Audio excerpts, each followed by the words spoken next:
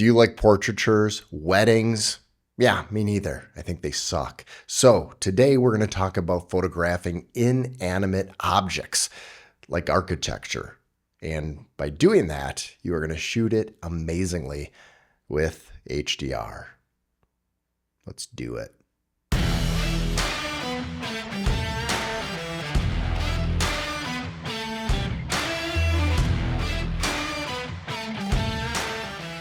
Hi, I'm Jared Hoyman and welcome back. And if it's your first time, well, I'm an architectural photographer here in Green Bay, Wisconsin. And yes, I don't photograph people very well. My own kids, yes, but typically not people. They scare me. The thing I like about architecture is, well, it doesn't move. And when it doesn't move, you can have long shutters, you can have multiple exposures, and that's where HDR comes in. HDR is high dynamic range. That means your brights, your highlights can come down and the details will show, and your shadows can come up and they will be detailed as well. And although there are cameras like Canon that can shoot HDR all in one file, there's usually a compromise with it. And so the best way to shoot HDR is shooting multiple bracketed RAW files, merging them as one. It's beautiful.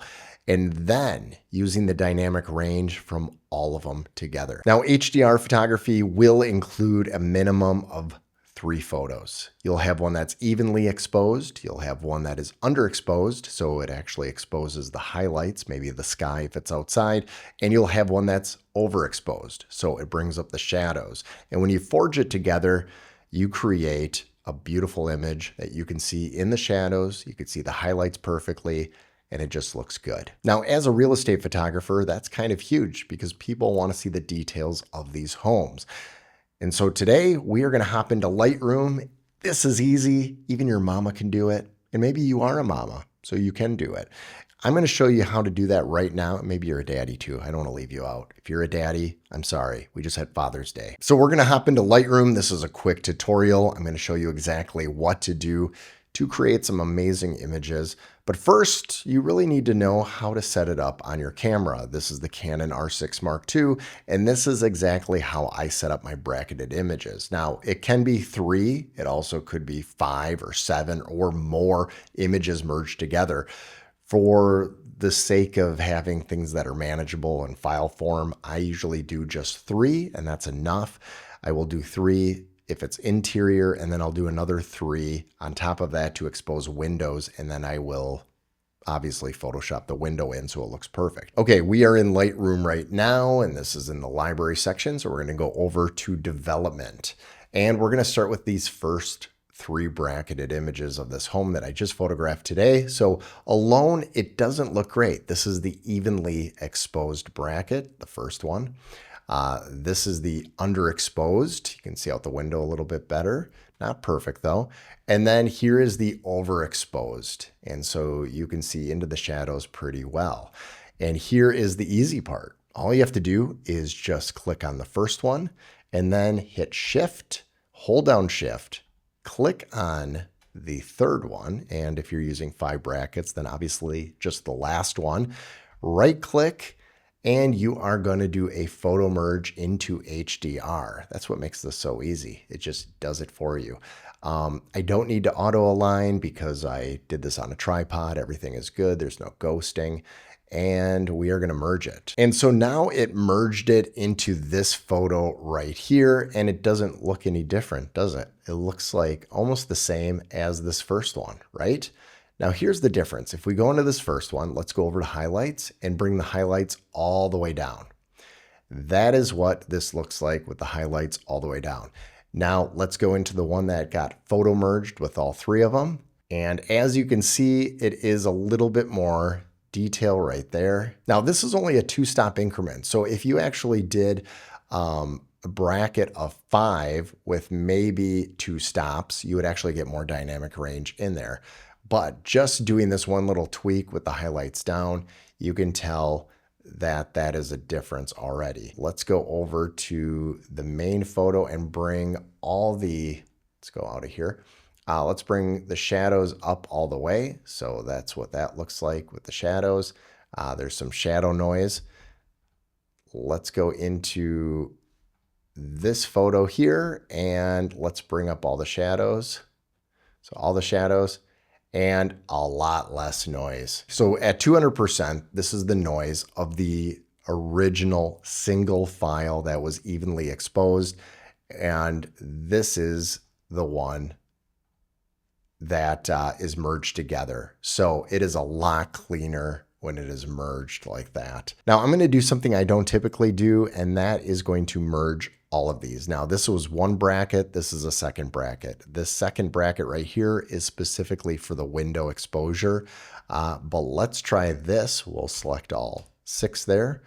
We will do a photo merge, and it's creating the HDR preview, and then we will hit merge. And I'm just curious if we're going to be able to look out the window a little bit more clear and see what that exactly looks like. So here we are. Let's bring up the exposure. Holy cow. That's pretty clean for bringing up the exposure that much. And let's bring down the highlights. I can bring down the shadows a little bit. Little contrast. Let's get some vibrance. And we're going to make a mask right here. And so we are going to, let's do a brush. And with the brush, I'm going to make it a little bit smaller. And we will brush right here with the windows. And I'm not going to be that careful with it. But if I were to do that, and let's bring down exposure and highlights, and we are going to have to bring up the temperature. Now this is really a dirty way of doing it. It's just not that clean. But I just want to show you that it is possible. Right there, look at that. I would have taken my time. I would have done different layers. But to show that you could do that and get a lot more detail out the window is pretty good. And here is the original evenly exposed. And then here is the HDR. And I didn't even do a lot to this image at all. Just zooming in, looks pretty good. I have no noise cleanup at all, but the noise is so minimal. What does outside images look like? Well, it's a lot easier. Let me show you. Here's the evenly exposed outside one, underexposed, and overexposed. In all honesty, you can probably use the underexposed and make that work, because I bet you I can get these highlights down pretty good. I could even do the contrast. So really, HDR isn't always that needed when it comes to exterior, but sometimes if it's a cloudy day and you want more details in those clouds and in those shadows, you can. But let's merge this anyways. So we're going to reset.